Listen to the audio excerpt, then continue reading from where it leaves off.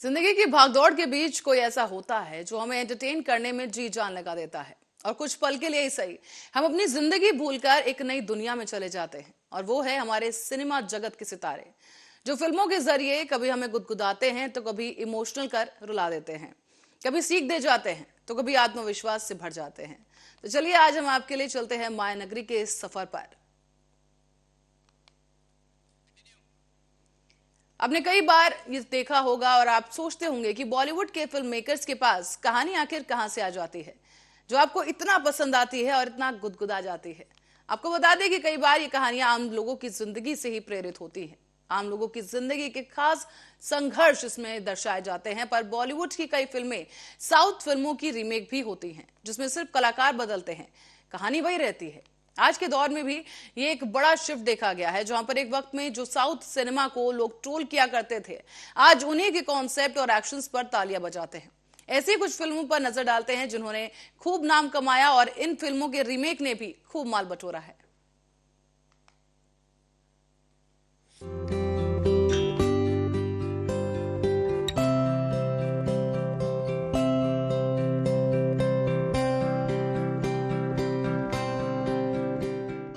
साल 2022 बॉलीवुड के लिए बहुत बुरा साबित हुआ, मगर 2 से 3 फिल्मों को छोड़ दिया जाए तो कुल मिलाकर सभी फिल्में बॉक्स ऑफिस पर पिट गईं। वहीं इसके आउट साउथ की फिल्मों के लिए ये साल किसी लॉटरी से कम नहीं था। केजीएफ चैप्टर 2, RRR और पुष्पा की ताबड़तोड़ सफलता के बाद लोगों ने हिंदी फिल्म उद्योग को जैसे नकार ही दिया। ये वो समय था जब दर्शकों को सिर्फ साउथ फिल्में ही पसंद आई। हालांकि ये बात किसी से छुपी नहीं है कि हिंदी फिल्म उद्योग या यूं कहें बॉलीवुड साउथ की फिल्मों की वजह से ही कहीं न कहीं बच पाया है। नहीं तो बॉलीवुड में एक ऐसा भी समय आया जब बॉलीवुड को दर्शकों ने नकार दिया था और सभी का रुझान साउथ की फिल्मों की तरफ हो गया था। हालांकि जब रीमेक बनी तो लोगों ने इसे काफी पसंद किया। हम आपको ऐसे कई उदाहरण भी बताएंगे जो साउथ की फिल्में थी लेकिन उन्हें बॉलीवुड में रीमेक कर दिया गया। उदाहरण के लिए हिंदी सिनेमा की कई और फिल्में भी हैं जिनमें अभिनेताओं और निर्देशकों ने मूल फिल्म से भी अच्छा काम किया है। जैसे Malayalam film Ramji Rao speaking film की रीमेक फिल्म थी हेरा फेरी। प्रियदर्शन द्वारा निर्देशित फिल्म हेरा फेरी के बाबू राव की भूमिका को लोग आज भी याद करते हैं, लेकिन रामजी राव स्पीकिंग फिल्म शायद ही किसी को याद हो। अक्षय कुमार, सुनील शेट्टी अभिनीत क्लासिक कॉमेडी फिल्म जिनको हम सब ने बहुत एंजॉय किया। आपने कई बार हाउसफुल फिल्म देखी होगी और उसके बारे में लोगों से बात करते सुना होगा, लेकिन क्या आपको पता है हाउसफुल फिल्म की कहानी कहां से ली गई? कातला 1998 की एक तमिल फिल्म है जिसमें कमल हासन और प्रभुदेवा ने मुख्य भूमिका निभाई थी। इस रोमांटिक कॉमेडी फिल्म को बॉलीवुड में हाउसफुल के नाम से बनाया गया, जो कि अब बच्चे बच्चे की जुबान पर रहता है और इसके डायलॉग तो माशाअल्लाह ही है। साल 2006 में आई महेश बाबू की तेलुगु भाषा की फिल्म पोकिरी का रीमेक वांटेड भी हिट साबित हुआ। मूल फिल्म में तेलुगु के इतने बड़े सुपरस्टार होने के बाद भी इसकी रीमेक फिल्म हर मामले में बेस्ट थी। दोनों फिल्म को अगर आप देखेंगे तो आप खुद ही इस बात से सहमत होंगे कि वांटेड में सलमान ने जिस अंदाज में एक टपोरी गुंडे का रोल निभाया है वो शायद महेश बाबू निभाने में चूक गए। साल 2010 में तमिल भाषा में बनी फिल्म सिंघम में सूर्या ने मुख्य भूमिका निभाई थी, लेकिन अगर आप इसका हिंदी रीमेक देखेंगे जो कि अजय देवगन की फिल्म सिंघम है तो आप खुद ही दोनों फिल्मों में कौन अधिक अच्छी है इसे समझ पाएंगे। मूल फिल्म को आप भूल ही जाएंगे क्योंकि रीमेक फिल्म सिंघम में अजय देवगन ने जो पुलिस वाले का अभिनय किया है वो आज भी लोगों के सर चढ़कर बोलता है। वहीं रोहित शेट्टी ने फिल्म के निर्देशन में भी कोई कमी नहीं छोड़ी। बात करें 2015 में आई फिल्म सिम्बा, जो कि तेलुगु फिल्म टेम्पर की रीमेक थी, जिसमें प्रकाश राज, एनटी रामा राव जूनियर और काजल अग्रवाल ने अभिनय किया था। तो वहीं सिम्बा में रणवीर सिंह ने पुलिस वाले का किरदार निभाया था, जो कि काफी सराहा गया। लोगों ने सिम्बा फिल्म को खूब एंजॉय भी किया और उसका वो गाना लड़की आंख मारे तो शादियों में सभी का मनपसंद गाना रहता है। कबीर सिंह फिल्म के गाने आज भी लोगों की जुबान पे रहते हैं, लेकिन क्या आपको पता है कि ये फिल्म रीमेक है? बता दें कबीर सिंह 2017 में रिलीज हुई अर्जुन रेड्डी फिल्म का रीमेक है। कबीर सिंह फिल्म में हमने शाहिद कपूर और कियारा अडवाणी की जबरदस्त जोड़ी देखने को मिली। जिसका हर एक गाना आज भी युवाओं की जुबान पर चढ़ा है। दर्शकों ने कबीर सिंह फिल्म को काफी सराहा। कुछ दर्शकों का तो यहाँ तक कहना था कि इस फिल्म में वे अपने आप की छवि देखते हैं। अजय देवगन स्टारर फिल्म दृश्यम दक्षिण की फिल्म दृश्यम का ही हिंदी रीमेक है। हाल ही में फिल्म दृश्यम की सीक्वल फिल्म दृश्यम 2 रिलीज हुई। भले ही इस फिल्म के मूल संस्करण में मलयालम फिल्म जगत के जाने माने अभिनेता मोहनलाल ने अभिनय किया हो, लेकिन वो इस फिल्म में निभाई गई अपनी भूमिका के साथ पूरा न्याय नहीं कर पाए। तो वहीं दूसरी तरफ अजय देवगन ने दृश्यम और दृश्यम 2 में दोनों में ही अपने अभिनय से लोगों का दिल जीत लिया। दिवंगत श्रीदेवी की बेटी जानवी को कौन नहीं जानता। जानवी की डेब्यू फिल्म धड़क जो 2018 में रिलीज हुई, वो खुद मराठी फिल्म सैराट की रीमेक थी। हालांकि ये जानवी की पहली फिल्म थी जिसमें मिस कपूर ने लीड रोल निभाया और अभिनय से लोगों के दिल में जगह बनाई।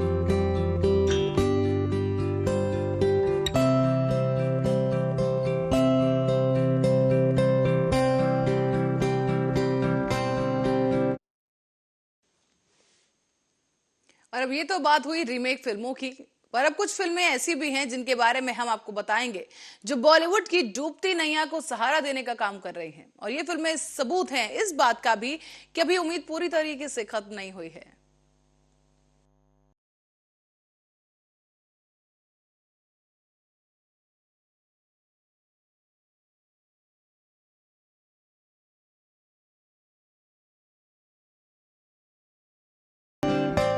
बॉलीवुड ने कई फिल्में ऐसी भी दी हैं जो कि ओरिजिनल थी और लोगों को काफी पसंद भी आई, जैसे कि द कश्मीर फाइल, उरी, ब्रह्मास्त्र, भेड़िया, ऊंचाई, स्त्री, राजी, केदारनाथ, छिछोरे, रेड, बधाई हो, पैडमैन, ड्रीम गर्ल। ये वो फिल्में हैं जो दर्शकों को बेहद पसंद आई। और भी कई फिल्में रिलीज हुई, लेकिन वो फिल्में दर्शकों को कुछ खास पसंद नहीं आई।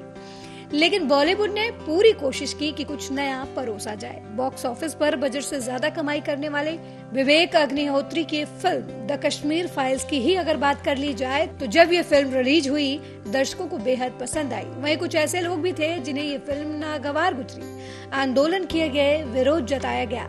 इतना ही नहीं, फिल्म को बुरी तरीके से ट्रोल भी किया गया। यहाँ तक कह दिया गया कि अगर इस फिल्म को हटाया नहीं गया तो उग्र आंदोलन किया जाएगा। देश में ट्रोल करना आम बात हो जाती है, लेकिन अगर कोई विदेशी इसमें कूद जाए तो सोचिए कैसा रहेगा।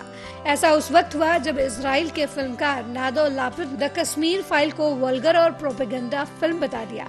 दरअसल गोवा में आयोजित हुए 35वें international film festival of India में अपनी स्पीच में उन्होंने कहा था कि द कश्मीर फाइल्स मुझे एक प्रचार और अश्लील फिल्म की तरह लगी, जो इस तरह के प्रतिष्ठित फिल्म समारोह के कलात्मक प्रतिस्पर्धी वर्ग के लिए जरूरी नहीं है। उनके इस बयान के चलते उन्हें आलोचनाओं का सामना करना पड़ा। हालांकि बाद में नादो लापिड ने अपने बयान पर माफी मांग ली थी। उन्होंने कहा था कि उनका उद्देश्य किसी को ठेस पहुंचाना नहीं था। वही राजनीतिक दंश भी इस फिल्म को झेलना पड़ा। बता दें कि पीडीपी अध्यक्ष महबूबा मुफ्ती ने फिल्म को लेकर सवाल खड़े किए तो वहीं इस फिल्म पर जमकर विरोध जताया। यहाँ तक कि जब इस फिल्म को टैक्स फ्री करने की बात विवेक अग्निहोत्री ने कही तो दिल्ली के सीएम अरविंद केजरीवाल भी पीछे नहीं रहे। केजरीवाल ने विवेक अग्निहोत्री पर निशाना साधते हुए एक बयान जारी किया था, जिसके बाद वो चर्चाओं का विषय बन गए।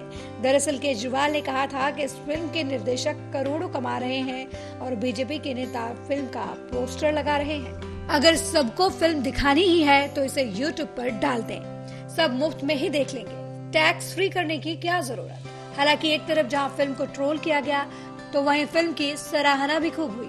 एमपी के गृह मंत्री नरोत्तम मिश्रा सबसे पहले सराहना की पिच पर आए और कहा कि यह फिल्म एक बार नहीं बार बार देखने वाली फिल्म है। इसके साथ ही उन्होंने फिल्म डायरेक्टर विवेक अग्निहोत्री और एक्टर अनुपम खेर का शुक्रिया भी अदा किया। हालांकि वो कहते हैं ना कि मुद्दे लाख बुरा चाहे तो क्या होता है, वही होता है जो मंजूर खुदा होता है। फिर क्या था, ट्रोलर्स ट्रोल करते रहे, लेकिन 14 से 20 करोड़ के बजट में बने इस फिल्म ने 228 करोड़ से ज्यादा का प्रॉफिट कमाया। यहाँ तक कि फिल्म ने 23 दिनों में शानदार कलेक्शन किया। ऐसी ही कई और फिल्में बनी जिन्हें ट्रोलर्स ने ट्रोल किया, लेकिन फिल्मों ने बम्पर कमाई करते हुए सभी के मुंह बंद कर दिए। हालांकि फिल्म को ट्रोल करने का सिलसिला अभी भी जारी है।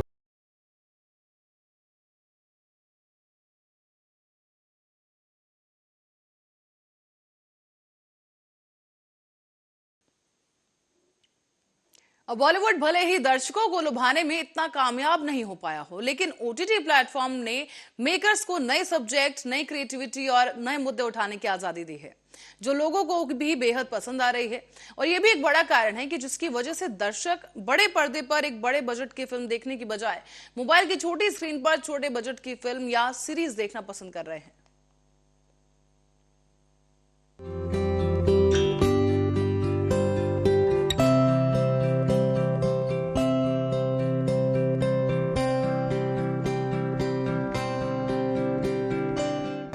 अब बात आती है ओटीटी की, तो कई नाम ऐसे हैं जो ओटीटी पर आकर सीधा लोगों के दिलों में बस गए। और इसकी शुरुआत करते हैं बॉबी देओल से, जो काफी समय से बड़े पर्दे से दूर रहे।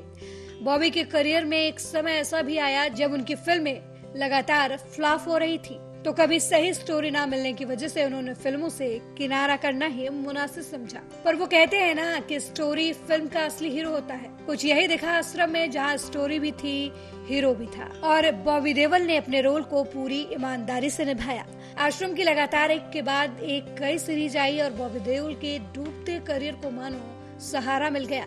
बॉबी की एक्टिंग को दर्शकों ने भरपूर प्यार दिया और अब तो मेकर्स की तरफ से भी ये कहा जा रहा है कि आश्रम की नई सीरीज को जल्द से जल्द दर्शकों के बीच लाएंगे। हालांकि एक तरफ जहां नई सीरीज बनाने के लिए मेकर्स कड़ी मेहनत कर रहे हैं, तो वहीं दूसरी तरफ दर्शक भी नई सीरीज का बड़ी ही बेसब्री से इंतजार कर रहे हैं। अब देखना यह होगा कि क्या मेकर्स दर्शकों की उम्मीदों पर खरे उतर पाते हैं, जैसा कि वो पिछले कई सीरीज से उतर रहे थे, या फिर इस सीरीज में दर्शकों के हाथ सिर्फ निराशा ही लगती है। अब ये बात हुई बॉबी देओल के डूबते करियर को लेकर, जो अब कहीं न कहीं सही दिशा में चल पड़ा है। अब बात उस शख्सियत की जिसने अपने करियर की शुरुआत यूट्यूब से की और आज करोड़ों लोगों के दिलों की धड़कन बना हुआ है। जी हाँ, हम बात कर रहे हैं भुवन बाम की। भुवन बाम, जिन्होंने यूट्यूब में अपने करियर की शुरुआत की, उन्होंने अपने करियर पर बात करते हुए कहा था कि एक दिन बस यूं ही उन्होंने एक वीडियो डाल दिया। अगले दिन उन्हें पता चला कि उनके वीडियो पर उन्हें अच्छा रिस्पांस मिला है। फिर क्या था, तो भुवन ने एक यूट्यूब चैनल क्रिएट किया जिसका नाम उन्होंने रखा बीबी की वाइन्स। इसमें उन्होंने कई छोटे छोटे क्लिप्स डाले और बनाए और बना लिए अपने करोड़ों फैंस, जो कि भुवन के नए वीडियोस के इंतजार में हैं। और बाद में जब भुवन को फैंस की तरफ से अच्छा रिस्पांस मिला, तो उन्होंने ओटीटी प्लेटफॉर्म में एंट्री की। यूट्यूब पर खुद से स्क्रिप्ट मटेरियल बनाने से लेकर एक पूरी चेन बनाने और सभी कैरेक्टर को खुद से निभाने तक भुवन ने एक लंबा सफर तय किया है। वो अपकमिंग स्ट्रीमिंग वेब सीरीज ताजा खबर में नजर आएंगे, जिनमें भुवन एक सफाई कर्मचारी की भूमिका निभाते नजर आने वाले हैं। उनका नाम वसंत गावड़े रहता है, जिसमें सच्ची जानकारी देने वालों को उपहार मिलता है और ऐसा होने से पहले ही सही ढंग से समाचार को तोड़ देता है। डिज्नी प्लस हॉटस्टार ने उनकी पहली वेब सीरीज का ट्रेलर रिलीज कर दिया है। ट्रेलर के हिसाब से भुवन बाम की पहली सीरीज ताजा खबर काफी दिलचस्प दिखाई दे रही है। सीरीज का मूल विचार काफी दमदार है और विचार यह है कि आखिर आपको होने की खबर पहले से ही लग जाए तो फिर क्या होगा। क्या ये वरदान साबित होगा या फिर कि ये किसी जिंदगी का अभिशाप भी बन सकता है। और भी कई यूट्यूबर हैं जो कि अब ओटीटी पर दिखाई देते हैं। किसी ने बहुत खूब कहा है कि कौन कहता है कि आसमां में सुराख नहीं हो सकता, कोई पत्थर तो तबीयत से उछालो यारो। ये तो रही कुछ फिल्में, ज्ञानवर्धक बातें उस खास पेशकश में मेरे साथ। बस इतना ही। आप देखते रहिए आर्या न्यूज।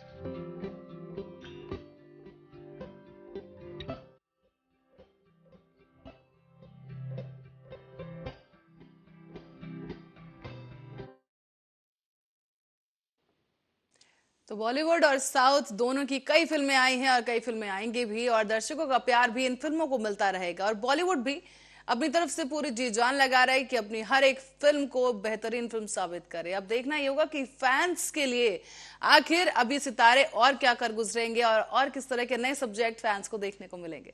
इसी के साथ ही इस खास पेशकश में इतना ही। आप देखते रहिए आर्या न्यूज।